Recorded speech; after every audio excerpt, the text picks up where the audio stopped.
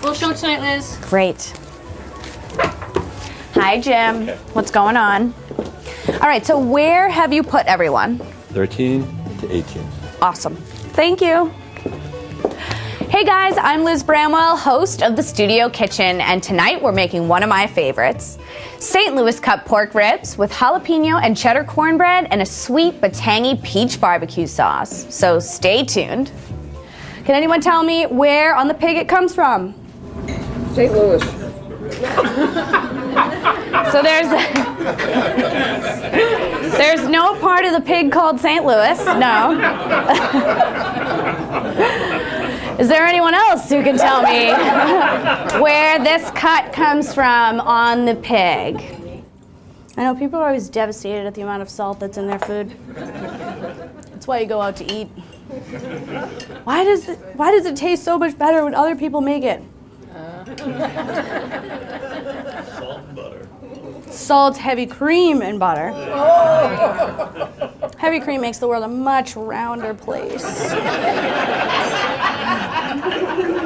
It's always a ton of fun making pasta during my show. Put a heaping tablespoon on each one. Keep in mind that the size you decide to make your ravioli should reflect the amount of filling you put in it. I had one guy 2 shows ago ask me if he could make one gigantic ravioli. What if I made one huge one? I was like, I want to see a picture of that. When I do them at home, I usually just cut them with a knife. You could spend like between $4 and $8 on a pasta wheel. You could spend between $4 and $16 on a cutter like this, depending on where you buy it. Like you can find if anyone in here spends enough time in Home Goods, you'll find one for $4.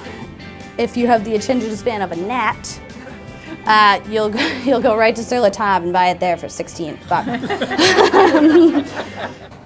This is my bird. All right, so for those of you who kind of forgot what it looks like.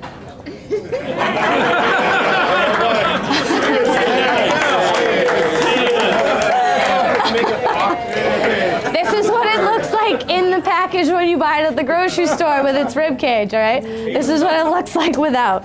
So it's missing its wingettes, and it's also missing its thigh bone. The drumstick is here, and basically the elbow to shoulder is also intact, right? You have your 2 little tenderloins right here, which you may not be able to see, but I'll put my fingers under them.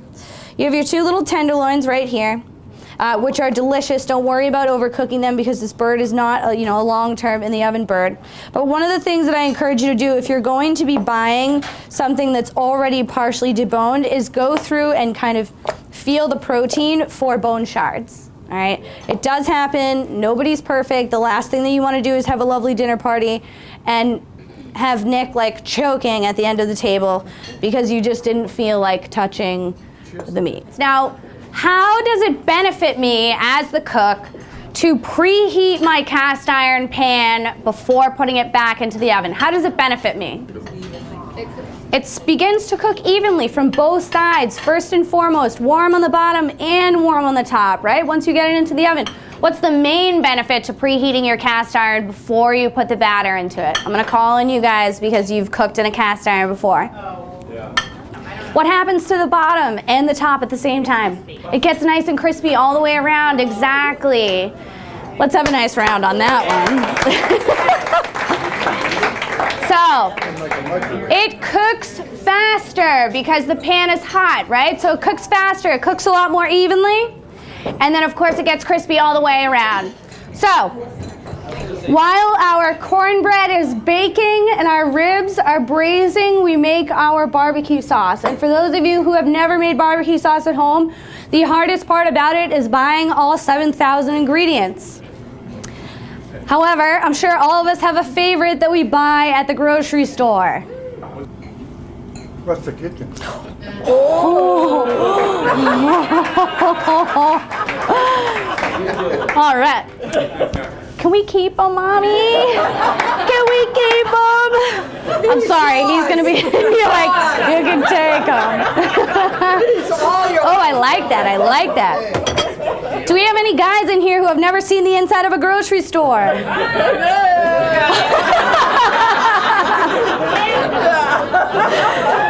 That's good, I like you, Joe. All right. I have brown sugar. Does anyone know this trick? No. Okay. When I deal with brown sugar, I'm sure everybody has that box of brown sugar. They open it up, it's hard as a rock. Oh, throw it in the microwave. And then you cook the inside of it, and it's like all liquid, and you're like, wah. All right. 1 piece of bread, if you stick it into the bag and kind of push it down around the brown sugar, it keeps the brown sugar moist, and the bread just kind of absorbs. Yeah, so the bread stales and protects the brown sugar underneath and keeps it nice and wet and moist inside the bag. I do it with everything. Hey guys, I'm Liz Bramwell, host of The Cooking Show, right here in the studio kitchen. Last week, I made a delicious veal porterhouse Milanese. Here, let me show you. The veal is pounded out until nice and tender, breaded, seared until golden brown, and finished in the oven. I top my veal with an eggplant caponata. It's kind of like a ratatouille. A mixture of vegetables and herbs, slow cooked until tender. My caponata has a secret ingredient. It's one of the many tricks up my sleeve. And then my last ingredient that's going in is cocoa. Cocoa? Who does that? Who adds cocoa? The last thing I made was a creamy Parmesan polenta. A dish made of cornmeal, lots of butter, heavy cream, and cheese. After plating my meal, I garnished with a grilled lemon and a sprig of fresh thyme. For all these recipes and tickets to my show, go to thecookingshow.tv. I'll see you soon.